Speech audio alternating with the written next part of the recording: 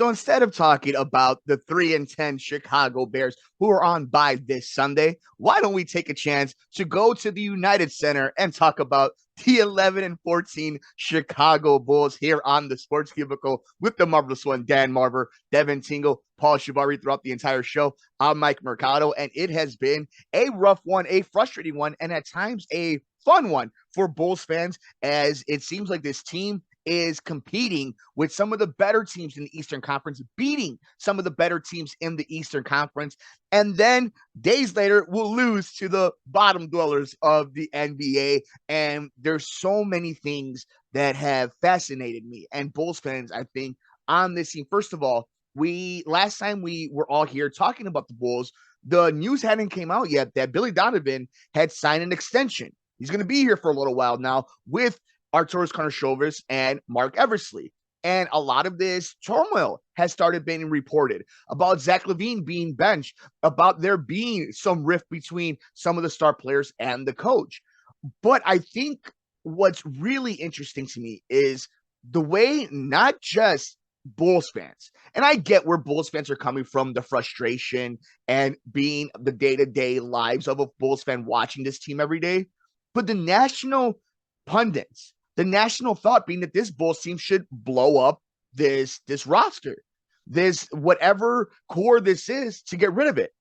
And I'm not there yet. I understand wanting Wembanyama. I get it. He's a unicorn, right? Like, you want to get there, but only having a 14% chance now of getting the number one pick, is it worth it? I mean, look, we understand here on the Sports Cubicle, we've been talking about it forever. There's tiers, there's levels to this. All these teams are unicorns. All these teams have superstars. All these teams have stars, scorers, or whatnot. But when you see the discrepancy between, let's say, like the Celtics, the Bucks, even the Cavs, obviously the Nets, compared to where the Bulls are, you can see that they're not going to compete for an NBA title. But you want them to compete for playoff positioning, to win a round or two, to make a run and upset a team here or there. And I think they have the talent for that to be a thing. Look they didn't address a lot of needs. And they aren't doing what we said they needed to do to be a better team. They aren't shooting enough threes. They aren't making enough threes. They need to get to the free throw line more. They have to play better defense. They have to play nearly a perfect game, an A ranking, if you will, for them to compete and win not just a game, but to win a series if you get to that point. We haven't seen enough of that. We haven't seen all the development that we wanted to from a Patrick Williams and an Ayo Dosunmu, but it's not fair, especially for Ayo, because Ayo is playing in a spot he's not supposed to be playing right now. This is all happening with the shadow of Lonzo not being here. There are so many factors and gears to this machine that aren't either in place or just aren't finely tuned. We are just now seeing some lift on Zach LaVine's knee. Remember a procedure that he had during the summer when we never heard about it until the opening day, into the week heading into it. This team has been behind the 8 ball all season and all off season. So it really, it's both fascinating and frustrating. And I almost want to give credit to this team for them being where they're at with having so many downfalls, so many pits on their roster and handcuffs at that matter. And it's important, this next stretch of games for the Chicago Bulls, these next home games. Like, let's look at the schedule, right? Like, it was one thing when you're losing or competing against, the last time we were all talking on Monday. Bulls lose to the Jazz, 7-point game in Utah. They get stomped by the Suns, but a close game against the Warriors in San Francisco. A bad game against the Kings, but they found a way to win. The most unappealing win ever against Washington, but you found a way to win. And then you beat down the Dallas Mavericks at the United Center Saturday nights without Luka Doncic. But you found a way to win, 144 to 115. Nice night. People got to eat and rest up.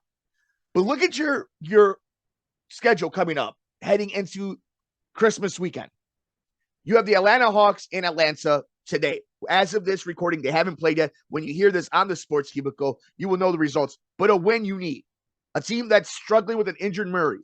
Turmoil. You talk about turmoil. Turmoil with Trey and their coach. Then you have the Knicks and the Knicks on a Wednesday and Friday, both games at the United Center. Then you go to Minnesota. Then you go to Miami. You go to Atlanta. And before Christmas, you're in New York. You need to win these games. You know, you might get a little grace in the Tuesday night, December 20th game against Miami. But you've beaten Miami. And if you want to jump in the standings, Miami's ahead of you. I can't believe we're already looking at the standings before Christmas, but we're getting to Christmas. The NBA season is officially starting when you get to that point, when we're celebrating all the awesome holidays from Kwanzaa and Hanukkah to Christmas Day, right? To Festivus, if you will. But we are at the point now where the Bulls need to win games. Because come February, when you are then able and allowed to talk about trading a Zach LaVine, you have until then to put yourself in a position to be a playoff team. And not just a playoff team, avoid the play-in. But if you start losing these games and you're struggling heading into the new year, all the talk about DeMar, about Vucevic, and about Zach being traded will amplify. Oh, those fires will be a simmering. Because you have a guy in Zach LaVine that could go to LA or DeMar. DeMar has to be okay with becoming a number 2 or 3 option if he wants to go win a title. And Vooch, the sexiness of not only he's a good player, a big man, can play offense, but that contract's expiring. So many ways this season could turn. We are at the crossroads. And we are at the crossroads. So it is now or never. And it starts Sunday nights in Atlanta, Bulls, Hawks. But I am confident that this team will stick together, will get healthy. I don't think Lonzo Ball is playing this season. So it has to be within this roster.